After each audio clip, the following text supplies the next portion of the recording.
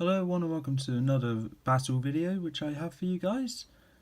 I'm Adam and I have this battle here, obviously.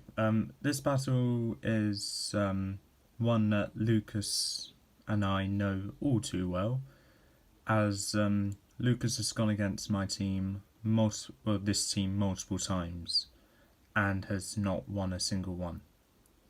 I've saved each and every battle I've had against him with this team, and this one, after looking at all of them, is the closest one to him winning.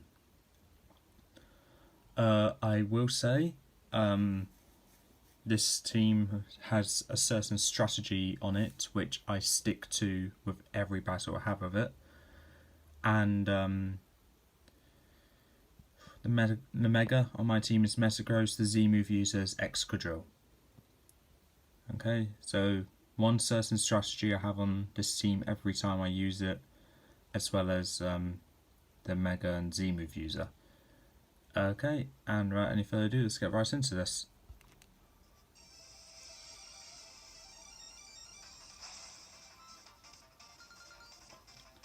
Once again, apologies for bad camera quality if it comes up. So I lead off with my Probopass, my good old nose compass, whilst Lucas leads off with Lucario. So type-wise, Lucario has the advantage. Using Aura Sphere, but I had a berry to counter my main weakness for this. So I should eat it up, but it still does quite a bit of damage. I believe I use... I use Earth Power. I thought I'd be using Thunder Wave, but okay, Earth Power away then.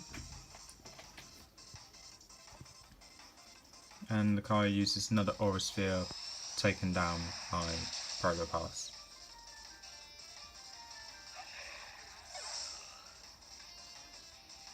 I go off with Aegis Slash next, and since it's a Ghost type, Aura Sphere can't hit it, and because of his other moves being Flash Cannon, Dragon Pulse and Extreme Speed, only Dragon Pulse and Flash Cannon can do something. Because I knew that, I used that to my advantage and just used Sword Stance.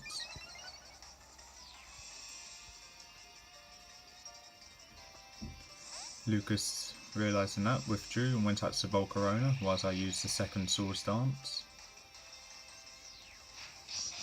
Now this Volcarona has Fire Blast, which I don't think I'll be able to take.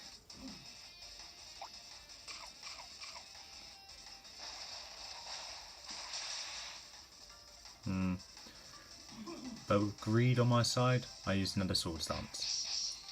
So if you're counting correctly, my attack is now maximised on this Pokemon, and because it will outspeed, I had to go with Shadow Sneak.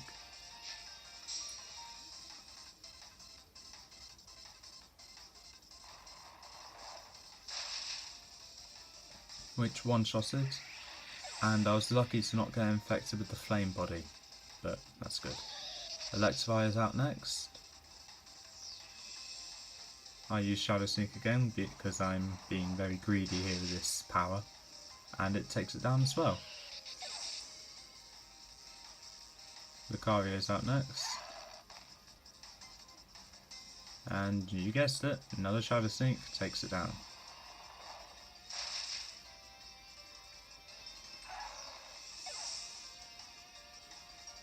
Alakazam is next.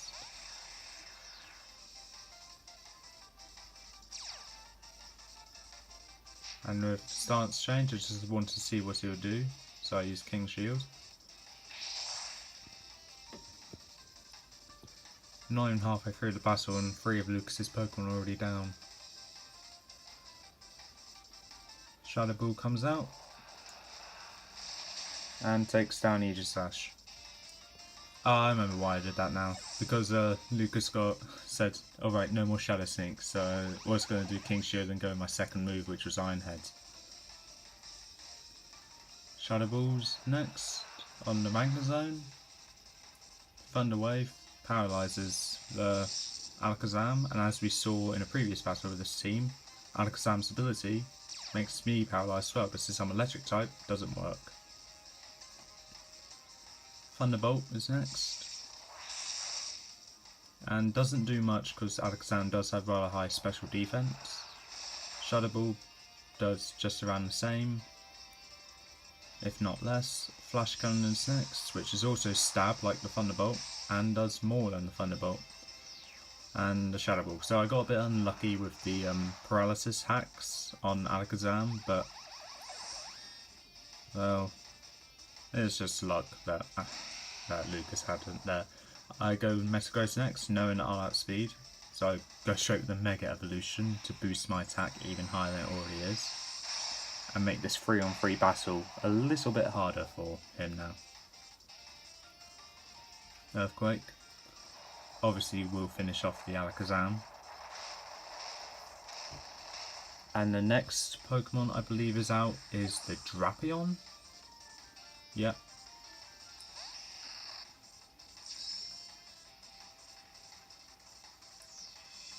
I go with Earthquake again,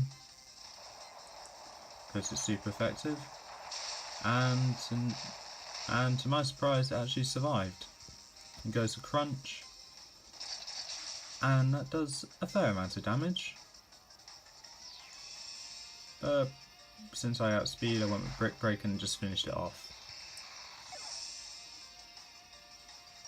Next is Salamence. Well, final Pokemon on Lucas' side of Salamence.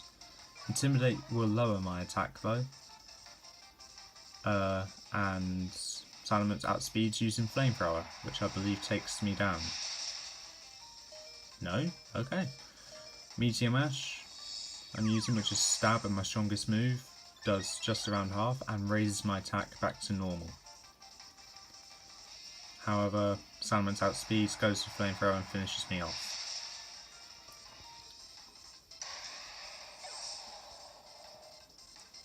So I send out Steelix next. And this is where my strategy kicks in. I get hit with a Flamethrower, but with my ability will make me survive even if it done more. I use Sandstorm.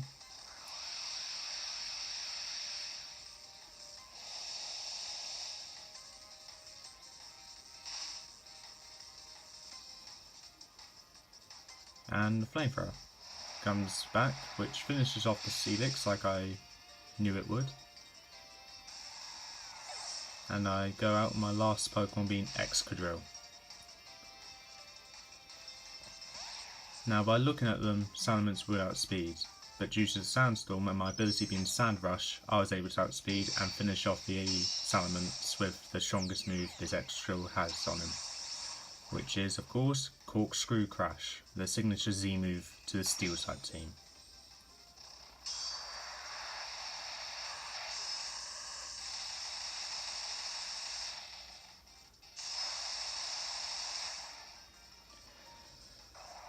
So this was the closest to victory that Lucas actually got with this team. And he had at least 7 battles against this team. There was another one which he got down to my last Pokemon on, but like this one, he wasn't able to hit it. And since this one was longer, I decided to just show this one. The MVP on my team was Aegislash. Unfortunately, due to the fact that Lucas wasn't really a big fan of me using Shadow Sneak one-shotting his Pokemon, he asked me to not use Shadow Sneak anymore and use the rest of my team. In Sympathy, which in Sympathy I just went along with it, used King Shield, and then get hit with another Shadow Ball, as I was going to go with Ironhead. I do think though that Drapion would have been able to take a Shadow Sneak from my Aegislash, and the battle could have gone somewhere different, but I'm not entirely sure. Anything else? The weakest Pokemon on my team was the Probopass, as it only landed an Earth Power and that's it. Now Steelix didn't really do any damage apart from maybe a tiny bit with the Sandstorm, but that's all Steelix is there for, just for the Sandstorm, for the Excadrill to come in and just sweep the team. Now this team I've used is one of my strongest mono type teams, just actually the second strongest. Weak. The strongest one is actually a water type team with the same thing but with Drizzle.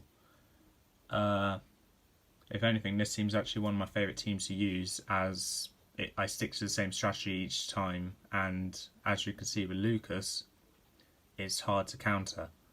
There is one way which I can see that he can counter, and that's with another weather move like Rain Dance or Sunny Day, maybe Hail. But I don't think any of those moves will actually help him apart from Sunny Day. So if he's watching this, he can give one of his Pokemon Sunny Day to get rid of my Sandstorm. Maybe the battle will go different for him. But with that being said, that is all for this time. Yeah. So if you like what you saw, leave a like, leave a comment, don't forget to subscribe, press that notification bell down the corner below, and I'll see you next time.